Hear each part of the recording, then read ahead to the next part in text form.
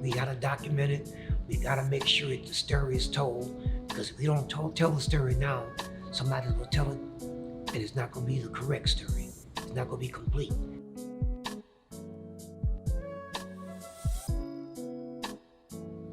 Passionately, historically, and relative to where we are today, Emancipation Park played a very, very significant role in my life, the life of Shape Community Center, and really the life of Third Ward.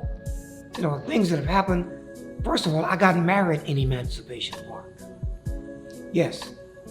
I run a community center, Shape Community Center. The children's first basketball game that they won was at Emancipation Park, in this same site in a different building. A march that I had, that I participated in our movement and struggle against apartheid in South Africa. Mickey Leland and many of us marched from Freedmanstown to Emancipation Park in support of the anti-apartheid movement. That was real. The first Pan-African Cultural Festival that we had, Pan-African, All-African Cultural Festival, was right here in Emancipation Park.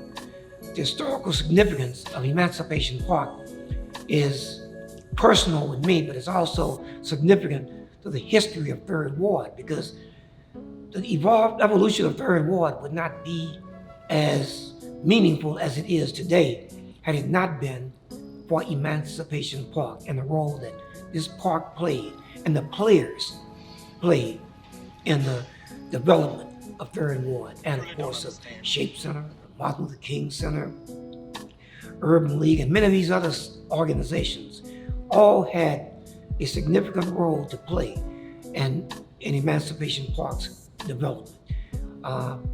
It's just a wonderful experience to me.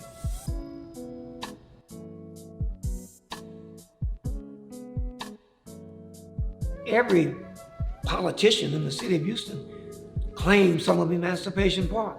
If they didn't, they wouldn't be in significant positions or in roles that they're playing now, especially if they're significant and important roles. Everybody wants to bite a piece of Emancipation Park because of its historical significance. I remember when we had a march. We marched, Mickey Leland, that was very, very important to me. We marched and Mickey Leland had his son on his shoulders. And we marched from Freedmanstown to Emancipation Park, struggling and fighting to end apartheid. And guess what? We won. So the end of apartheid is we contribute the march that we had from Freedmanstown to this park as an important ingredient in the ending of apartheid in South Africa. I ended up going to South Africa, helping with the election. When Mandela was elected president, I was one of the international observers. But it didn't start with that. It started with our march from Freedmanstown to this place, right here.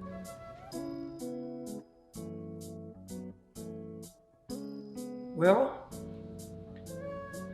the history of this park is significant in its present existence, because when I look at Emancipation Avenue,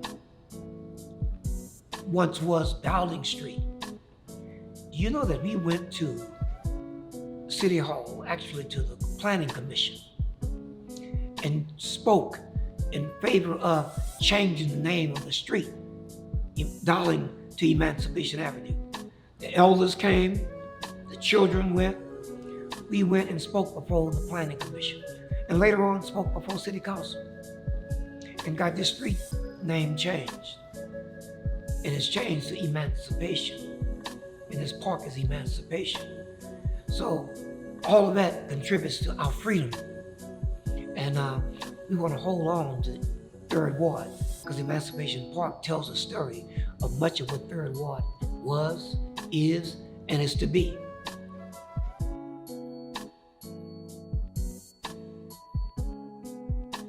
I'm not from Houston. I'm from Port Arthur. But during my early days, my young days, I don't know if I was ever a youth, but during my early days, when I was 19, 20, 21, we would play basketball over here. We would come over here and talk and discuss and dialogue and interact.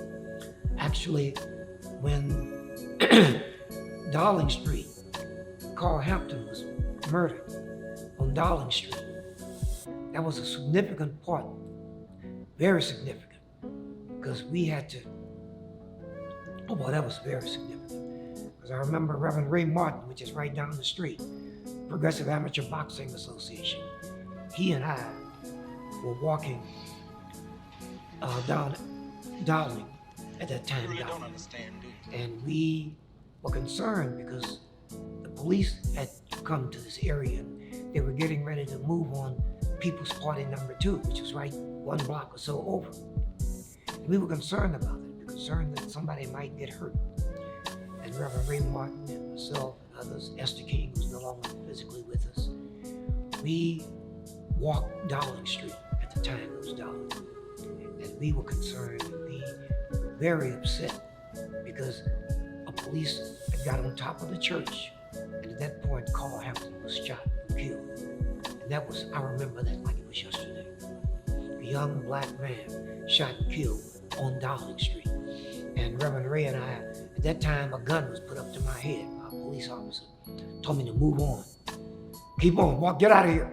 And we wanted to make sure we witnessed what was going on because we thought that might help keep it from turning into what it turned into.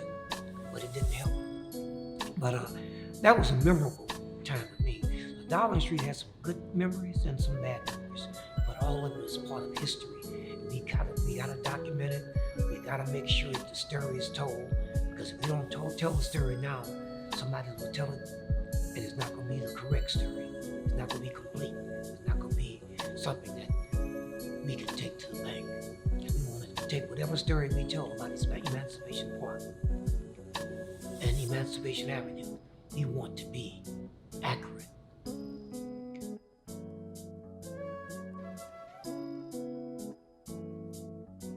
Juneteenth means Emancipation Park because we know the history. Had it not been for that family and made that move, You really don't understand. we wouldn't have been able to celebrate a Juneteenth meaningfully or significantly.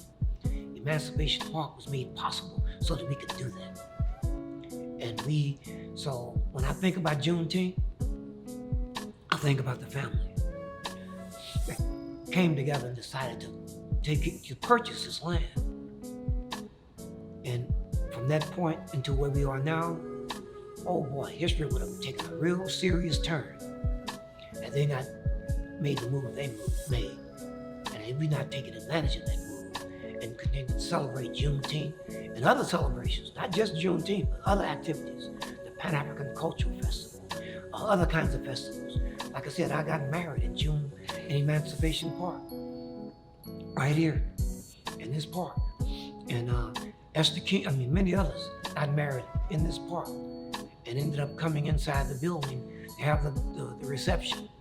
So we got some memorable times and that we will never ever forget.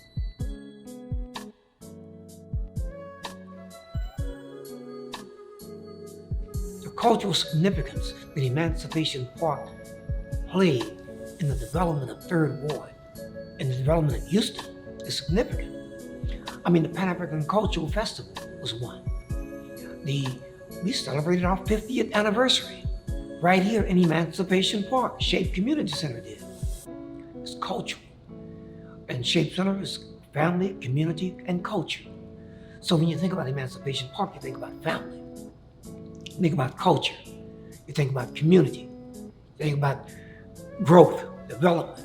You think about things that are all things that are significant to the development of community.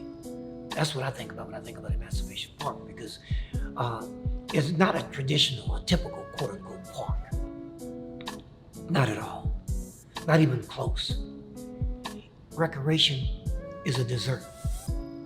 What we do significantly and substantively is the culture, the history, the political, the social, the economic, all those are factored in.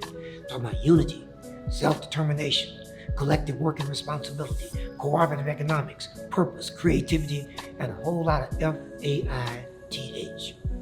That encompasses what Emancipation Park was, then, is now, and I hope will be in the future.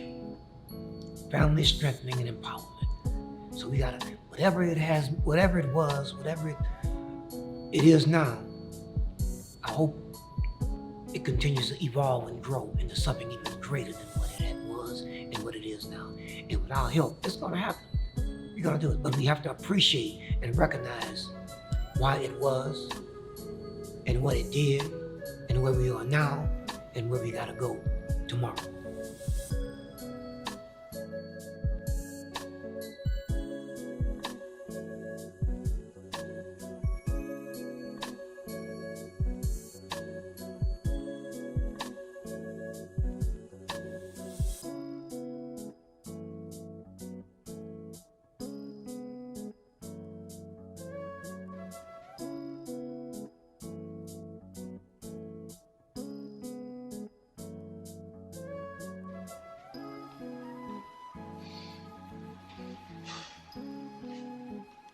You really don't understand.